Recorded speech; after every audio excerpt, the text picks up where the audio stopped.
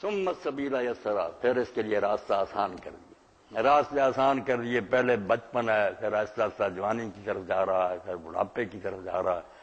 یہ سارے آٹومیٹک منظریں تیار ہیں۔ میں اور آپ سارے جانا نہیں، جوانی رہ نہیں آئی پھر چلی گئی، اور ایسا آخر ہو رہتا جیسے درخت بوڑھا ہوتا نا، ہزار ہم چاہیں کہ نہیں پہلا ہی دور کیمرہ نہیں، وہ جو ہے نا ہاتھ سے نکل جاتی ہے۔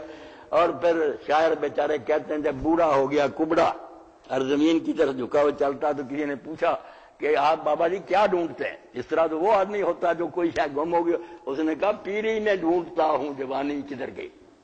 اب بوڑھا ہو کے ڈھونڈا جوانی کدھر گئے، دیواریں پھاندتا تھا، اب اپنا اٹھنا ہی مشکل ہو گیا۔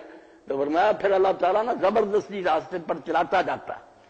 بچپن ہے، پھر جوانی کی طرف جا رہا تھا، الا لیت الشباب یعود یوما۔ اب شاعر کہتا کہ کاش جوانی لوٹ کر آتی تو میں اسے بتاتا کہ تو جوانی تھی تو اس وقت بڑھاپے نے میرے ساتھ کیا کیا۔ آنکھیں جواب دے گئی، ٹانگیں کانپنے لگی۔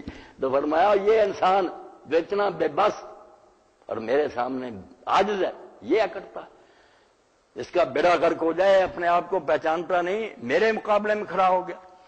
ثم اماتہ فاقبر، پھر وقت آتا ہے، دنیا چھوڑتا، ہر چیز سامنے ہوتی ہے، دیکھتا بڑی محنت سے محل بنائے تھے، یہ اولاد کو پالا پوسا تھا، یہ جاگیریں جائیدادیں تھی، مگر چھوڑ جاتا، ساتھ کوئی چیز نہیں جاتی، خالی یاد۔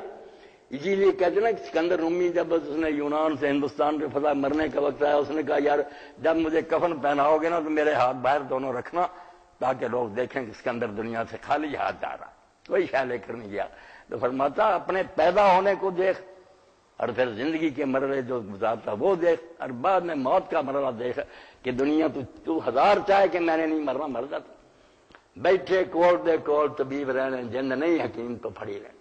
بہت قابل ڈاکٹر سرانے بیٹھے ہوتے ہیں، کوئی چارہ نہیں چلتا، روتے رہ جاتے ہیں لوگ، فرشتہ جان لے کر چلا جاتا۔ اور قرآن پاک نے ایک دوسرے مقام پر وہ منظر کشی بھی کی، جوان تم ہی نہ دم ترم، جب جان گلے میں آتی ہے تم دیکھ رہے ہوتے ہو کہ پیارا باپ جا رہا، بھائی کیوں نہیں واپس لوٹا لیتے؟ اگر تم پر کوئی اور حکومت نہیں تو واپس کر لیا کرو، مگر زبردست حکومت ہے جو تم سے چھین کر لے جاتا۔ تو اکبرہ، اور پھر اس کو قبر میں رکھا دیتا ہے، وہ بھی امانت کہ قبر میں ہی نہیں رہے گا، جیسے کسی چیز کو امانتاً کسی کے حوالے کر دیا بعد میں واپس لے لی جاتی ہے۔ ثم اذا شاء انشرہ، پھر ایک دن اس زمین کو کہے گا کہ کر واپس زمین وہ امانت، وہاں سے ہڈیاں زندہ ہو کر آ جائیں گی اور حساب ہوگا۔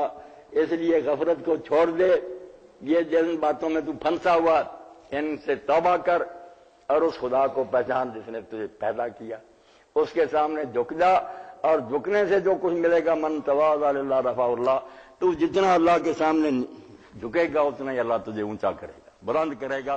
اس لیے اللہ ثم السبیل یسرا، پھر اس کے لیے راستہ آسان کر دیا۔